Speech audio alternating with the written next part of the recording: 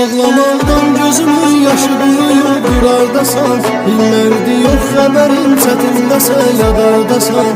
Artıq unutmusan, yadına düşmürəm bilirəm. Onlar iş kitabın bircə dəfə var ağlasan. Ağlamaqdan gözümün yaşı quruyur, durardasan. İllərdir yox xəbərim, çətindəsən, yadardasan. Artıq unutmusan, yadına düşmürəm bilirəm. Onlar iş kitabın bircə dəfə var ağlasan. Gözlərim yola dikilib, sol yanımda həsrət var. Çölümdən oldu səhər, amma içimdə zülmət var. Özcəylə xoşbəxtsən, üzüm gülür qəmdən uzaq. Mənə sənsizlik kimi yazılan qismət var. Şair gecə yatmaz, sübhə qədər vəsf eləyər.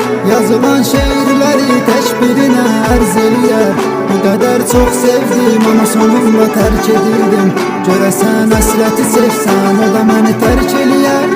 Artıq bir neçə aydır eşitmirəm səsini. İnan ki görsəm əgər bucaqlaram kölgəsini. Səni mən çox sevirdim, amma günah səndə idi. Mən səni sevdikcə sən sevirdin özgəsini.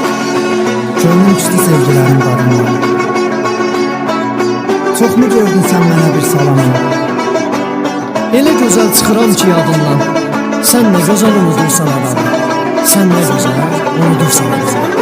Unutmaq asan deyil, düşünür özləmək var. Gecələr yuxularımda adını çəkib səsləmək var. Gedənim vecinə olmayır, nə çəksə qalan çəkir. Axı bir gün gedərim, hər gün